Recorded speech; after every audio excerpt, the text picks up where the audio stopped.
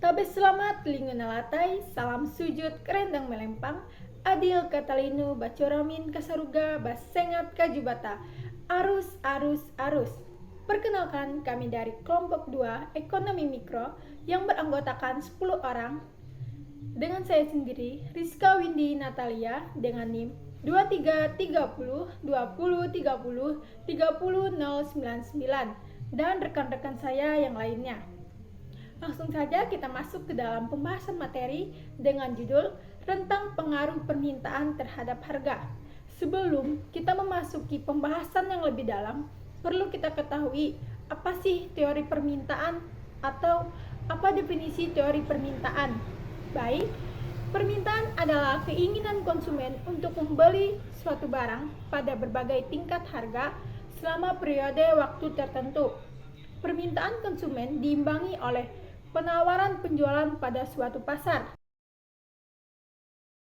Jenis-jenis permintaan terbagi menjadi 3. Yang pertama ada permintaan efektif. Permintaan efektif adalah permintaan terhadap suatu barang yang disertai daya beli atau kemampuan untuk membayar dan sudah dilakukan. Misalnya, Sia ingin sekali membeli sebuah laptop. Dia sudah punya uang atau tabungannya sudah dia siapkan sebesar 4.500.000. Berarti dia sudah punya daya beli.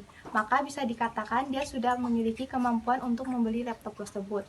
Dan jika dia sudah membeli laptop tersebut, maka bisa dikatakan kalau dia sudah menerapkan permintaan efektif, di mana dia sudah mempunyai kemampuan untuk membayar laptop tersebut dan sudah dilakukan.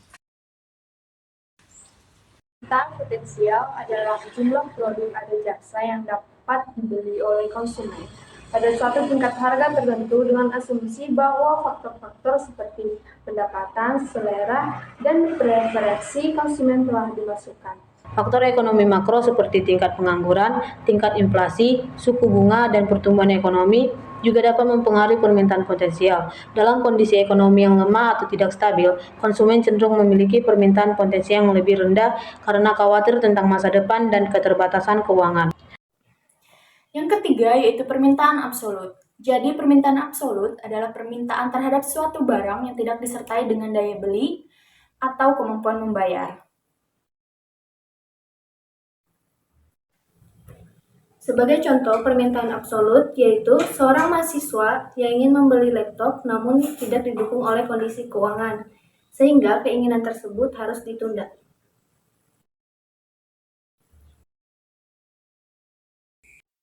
Salah satu contoh implementasi hukum permintaan, misalkan Andi ingin membeli sebuah buku dengan harga yang cukup tinggi, tetapi dia memiliki anggaran yang terbatas.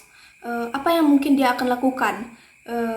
Ada dua kemungkinan alternatif yang mungkin dia akan lakukan, yaitu yang pertama dia akan membeli buku bekas, atau yang kedua Andi akan pergi ke perpustakaan untuk mengurangi biaya pembelian buku. Dengan cara alternatif, Andi mengurangi jumlah permintaan terhadap barang dengan harga yang tinggi. Selain itu, dengan memanfaatkan sumber daya yang ada seperti perpustakaan, Andi bisa menghemat pengeluarannya. Oleh karena itu, dibutuhkannya berpikir untuk memprioritaskan kebutuhan daripada keinginan, seperti membeli perlengkapan yang diperlukan terlebih dahulu daripada hal yang mungkin lebih keinginan daripada kebutuhan. Begitulah implementasi dari hukum permintaan itu sendiri.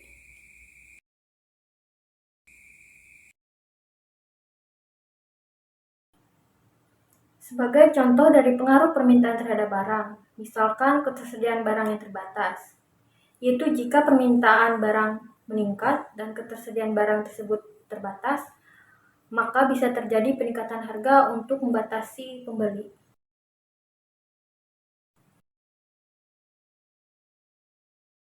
Misalkan, seorang petani memiliki 5 pelanggan tetap, di mana ayam-ayamnya selalu bertelur 10 butir, tetapi suatu ketika ayamnya hanya bertelur 5 butir. Meskipun pelanggan yang membeli telur berjumlah tetap, tetapi jumlah telur yang tersedia tidak dapat memenuhi permintaan, sehingga seluruh pelanggan bersedia membeli telur dengan harga yang tinggi. Atau dengan kata lain, pasokan menurun, namun permintaan tidak menurun, sehingga terjadi kenaikan harga. Dari penjelasan materi yang telah disampaikan oleh teman-teman saya sebelumnya, dapat diambil kesimpulan yaitu rentang pengaruh permintaan terhadap harga adalah semakin tinggi permintaan terhadap suatu produk atau layanan, maka harga cenderung naik. Sebaliknya, jika permintaan rendah, maka harga cenderung turun. Namun, pengaruh ini juga dapat dipengaruhi oleh faktor-faktor lain yang mempengaruhi perilaku konsumen. Oleh karena itu, rentang pengaruh permintaan terhadap harga dapat bervariasi tergantung pada situasi dan kondisi pasar yang ada.